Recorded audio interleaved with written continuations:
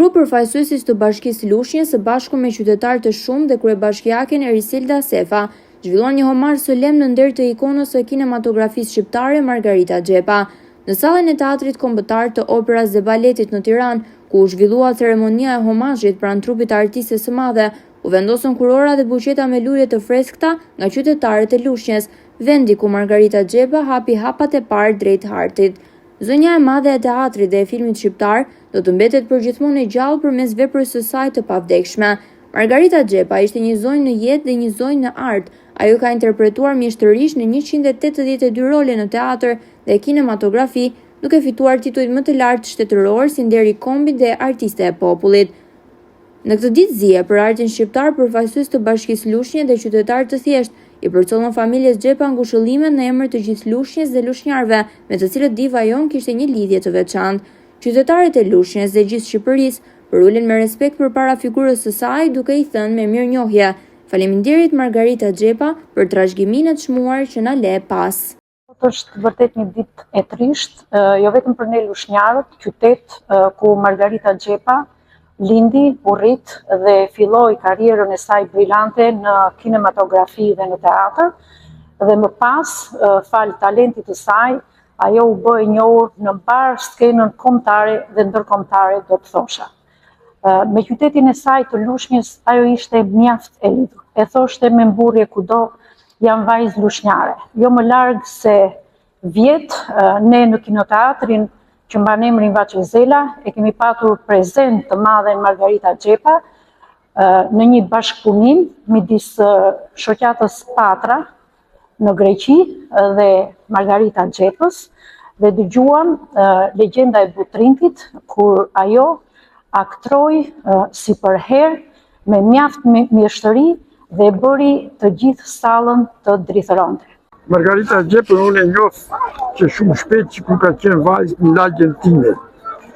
Dhe nga të gjitha dhëna, një familje e nderuar që kanë edukuar atë femër që ajo me kitnet u bën një artiste dhe ka dhënë në kombit për të patur një vend më të merituar, sepse e meriton me të gjithë djesën e saj që ka punuar këtë vend.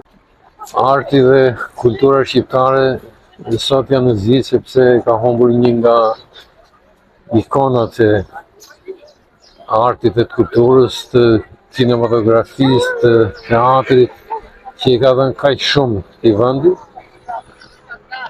Ne në Lushnjë jemi krenar sepse është një artiste e madhe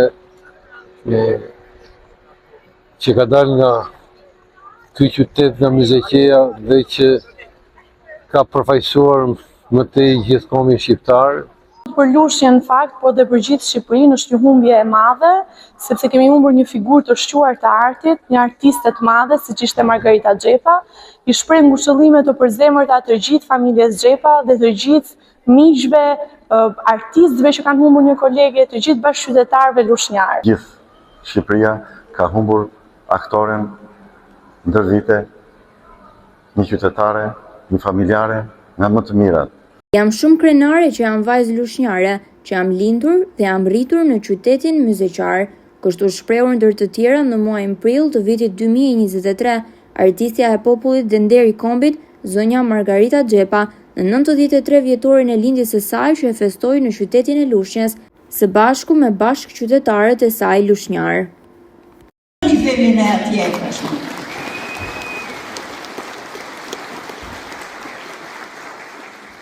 Me një këmbë, sepse të gjithë ju e keni në shpirt ditën vendlindje. Nuk ka si vendlindje. Gjithmonë, edhe 88 dhe 100 bëhet njeriu, vendlindja është brenda qenies tënde, sepse janë kujtimet, janë prindrit, është vendi yt. Kështu thotë një shkrimtar i madh, aty ku është vendlindja ku janë prindrit, është atë dheu dhe vërtet. Prindrit e mi kanë qenë në shkollë fillore, por rezatonin mirësi, thjeshtësi, dashuri. Rreth e rrotull shtëpisë kishin disa familje, 6 familja kjo afër. Po bëheshin se kur ishin kushuri. Kaq shumë bëheshin. Rezatonin të gjithë dashuri për njëri tjetrin. Marrëdhëniet njerëzore ishin shumë të bukura. Kemi qenë të varfër, po e kemi dashur më shumë njëri tjetrin.